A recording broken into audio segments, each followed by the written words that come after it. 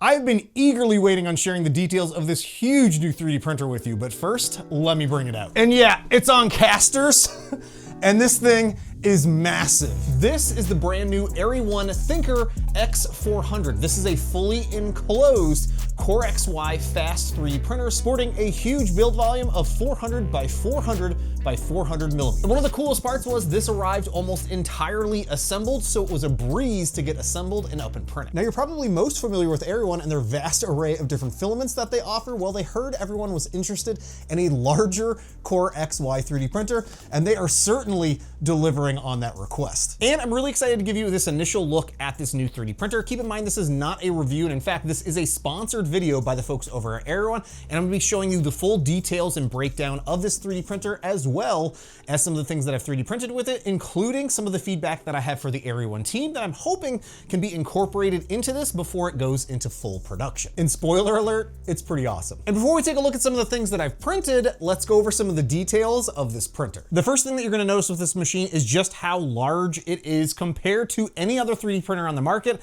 It's a beast. It is massive. Look at this. It is up to my waist in its height, and it is just a heavy, solid 3D printer. And to even get it into the house, we had to take it out of the packaging that it arrived in to wheel it into the house. That's right, it's on casters as well. And I believe this weighs over 150 pounds. You'll also notice that's mostly comprised of this aluminum frame as well as acrylic panels on the sides, back, and top. And then it's got 2 glass doors on the front. And so far, no issues with me and the glass doors just yet. And I was really impressed with just how quiet this printer is while it's up and printing thanks to the enclosure. I was fully anticipating this being much louder than it actually is. And just like the rest of the printer, that side-mounted spool holder is incredibly sturdy. It should easily be able to hold almost any roll of filament that you want to throw at it, from a 1 kilogram to 3 kilogram to 5 kilogram roll. And to give you a better idea of just how large this printer is, and I'll be using Freedom units for this, it's about 27 inches from front to back, including the door handles, and then from side to side, including that spool holder, it's about 37 inches.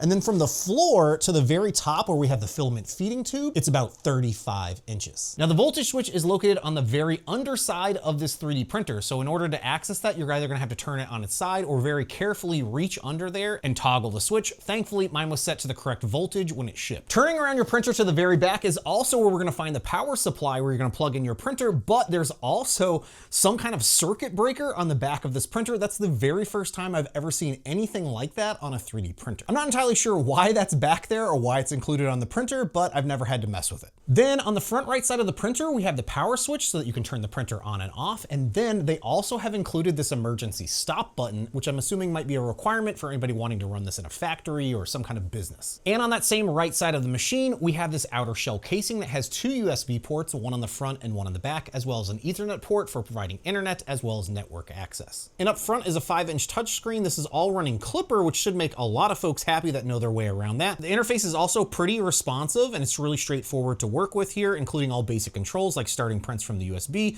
or your internal storage. You also have loading and unloading filament, which will automatically detect the filament when it's inserted, start preheating, and then load the filament. There's also full calibration controls, which include PID tuning, input shapers, Z-tilt, and quad gantry leveling. They even have object cancellation functionality baked into this so that if you're printing and something goes wrong, you can actually cancel one of the objects mid-print. There's also an internal LED light, which you have controls to so that you can make it as bright or as dark as you'd like. This was really nice to have on hand. Now moving to the inside of the printer, there's a carbon filter and fan on the top back of the printer that is a little bit difficult to take in and out to replace, but that filter casing is actually 3D printed, which might explain why it's hard for me to take it in and out of the casing. But they have confirmed that during the production run, it will be injection molded. There's also multiple rail and pulley systems here internally to help operate the CoreXY system, along with these dual belt tensioners on the front side of the printer. Everything is really beefy and chunky with all of these different rails and pulleys. This printer also has automatic bed leveling, and the print bed is fixed in place. There's zero give or wobble or anything like that With this, they have mentioned on the production run that they will have a nozzle cleaning pad that they'll have on the print bed as well. They also included a dual-sided PEI textured bed sheet here that you can print with. This thing has worked incredible for just about every 3D print that I've run with it so far. They did also include another bed sheet option that had this carbon fiber adhesive sticker on it, and unfortunately I didn't have the best of luck printing with this build plate option, but they have mentioned that they're going to be looking into options for either settings or maybe a different texture sheet option. There are also two guides fixed in place on the very back of the build plate that make this installation of the PEI sheets extremely easy and straightforward. The bed is also heated and can reach up to 120 Celsius. However, it will take a good amount of time for it to get to that temperature. It takes about 5 minutes for it to reach 60 degrees Celsius. But the extruder heats up extremely fast. It can get to about 250 degrees Celsius in about 30 seconds and has a max temperature of 300. And speaking of that extruder, it's direct drive, has a 0.4 nozzle on it, includes multiple fans, and what appears to be a custom silicone sock. Now, ERYONE has mentioned that it should be fairly easy to swap those nozzles in and out for larger diameters. However, I didn't have any that I was going to be able to swap that out to. It just came with the 0.4, but I can see that it's fairly easy to access and potentially to swap those out. And even though the X400 is huge, it can still print very fast, up to 500 millimeters per second. And yes, it has that massive build volume of 400 by 400 by 400 millimeters high. Now, it potentially could go even higher than that with a few modifications. I'm not quite sure how to do that myself, but it seems like there is a good amount of vertical space there left inside of this enclosure that it should be able to go up another at least 100 millimeters potentially. There's also a camera located in the very front top of the printer that's going to allow you to remotely monitor your prints via the Clipper interface, and it'll even create time lapses for you. And when it comes to actually slicing files and getting them ready to print here for the X400, ERYONE has created an Orca Slicer profile that they provided to me that also includes multiple profiles for different layer heights, as well as profiles for different filament options like PLA, ABS, ASA, PETG, and TPU. And since the printer has an Ethernet port, I was able to get it connected to my local network and then slice files and send it directly to the printer, as well as monitor them remotely directly from my computer. And one additional thing that the ERYONE team has mentioned that they're working on is a print farm application so that if you own multiples of these machines, you can manage those all from within one application. All right, so now that we've gotten through all the details about the printer, let's finally talk about some of the things that I've 3D printed with this machine. Obviously, it's gonna come preloaded with a benchy, so that was the very first thing that I printed with this. Now, it's not gonna blow anyone away with the print time for this, but don't let that fool you, because I was able to get some really impressive looking prints, as well as print times with some of the other things that I personally sliced with this machine. And I printed 2 sets of those benchies with the ERYONE Rainbow PLA that came with the printer. They didn't exactly turn out rainbow looking, but we'll definitely be using it here in another print. I then wanted to print something absolutely enormous with this machine, so I found this skeleton frog file by FlexiFactory that I wanted to get printed, and it comes in multiple pieces, but I ended up scaling it up even larger to really try and maximize the full build volume of this printer. And this is where I ended up running into some issues using that carbon fiber smooth plate option that they provided. Unfortunately, just some of those prints were not sticking properly to it, but on a positive note, I was able to test out the object cancellation functionality directly on the touchscreen interface of the printer. This allowed me to cancel out a few of those parts that were lifting off of the bed and then continue with the rest of the parts. Once that finished, I flipped it over to the textured PEI sheet and continued printing the other parts, which all turned out awesome. There was even this larger overhang on the mouth area of the frog,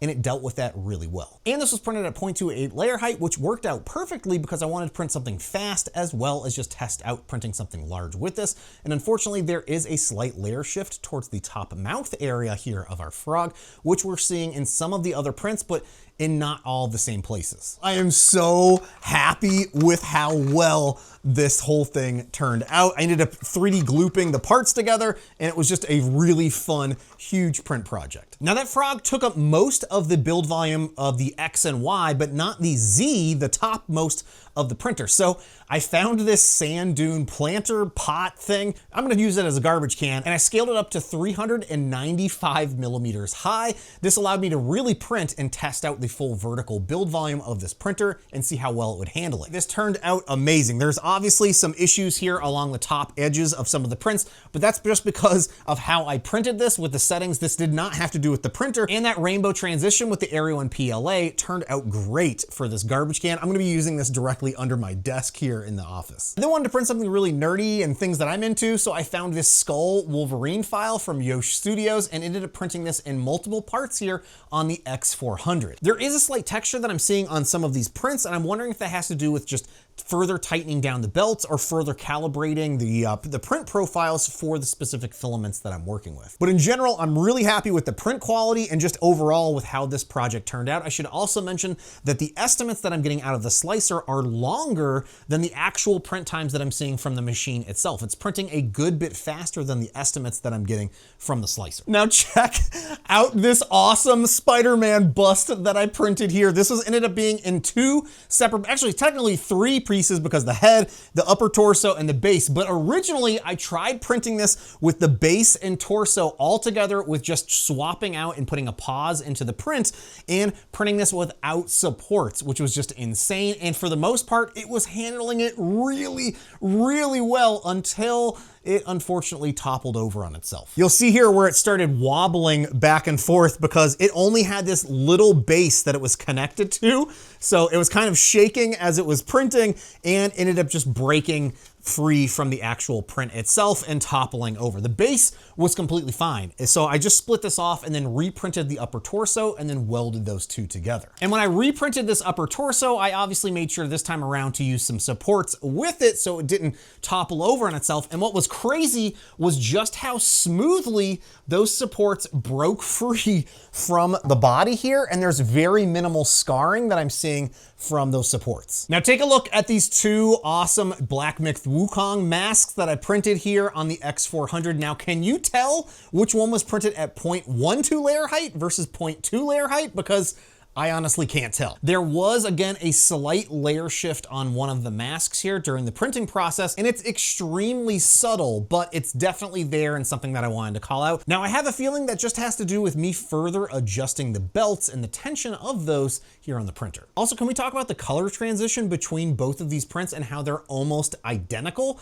I have no idea how I was able to pull that off, but it worked so well. So after further adjusting the belt tensions, I ran a vertical test print to see if I could replicate any of the Z-banding issues that I was seeing, and this turned out so clean and perfect. It was kind of shocking. And a quick print that I ran after that is this Quest 3 stand that turned out flawlessly. This is perfect, and I've been using this for the past month or so here on a daily basis. This just works so good and looks fantastic. Another really fun one is that my son wanted an Optimus Prime helmet, so I quickly sliced this up at 0.32 layer height. So yes, it's not gonna look the best, but he wanted something really quick and literally like he wanted it the next day. So I printed this as quickly as I could and got this assembled. And honestly, I'm pretty impressed with this. It's not the best looking 3D print that I've ever done because I was really pushing the speed and prints for this. I just wanted to crank this out, but it did a fantastic job of printing this. And most importantly, my son was really happy with it. I then found a Cubone file over on Printables, and I wanted to see if I could scale this up and use it as an actual helmet.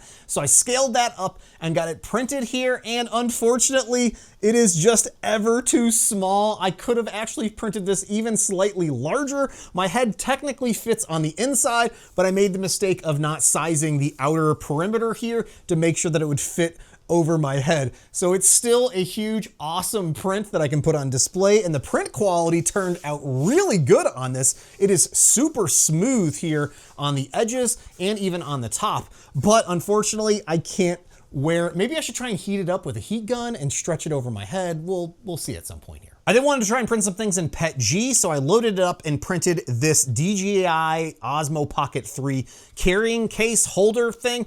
The print quality is okay on this. It came out really stringy, so I ran the PETG through a filament dryer for a few hours and then tried printing this Court of Owls mask, and it turned out so good. It is really good. There was no stringing or anything crazy like that with the last print, but unfortunately there is a slight shift there in one part of the print. It's like ever so faint, but it's definitely there. So I think that means I further need to tweak and adjust the tensioners on the front side of the printer. I then tried printing with ASA ASA for the very first time. I've never printed with this material before, and I don't think I will ever be printing with it again.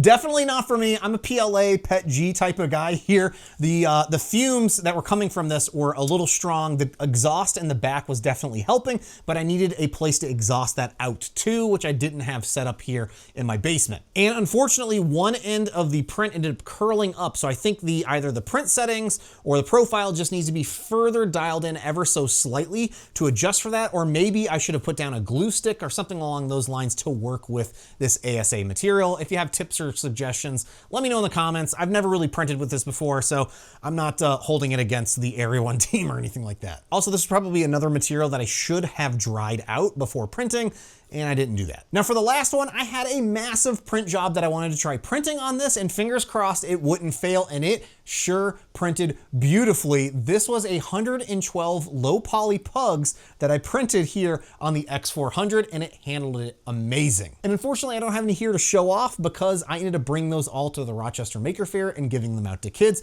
but this printer handled those beautifully. Zero issues with any of those printing. Nothing needed to be canceled. It was an awesome, easy print job. Now, in general, this printer has been nothing short of amazing to work with, from the unboxing and just getting it up and printing very quickly to seeing it actually printing and the print results and the speed of that machine.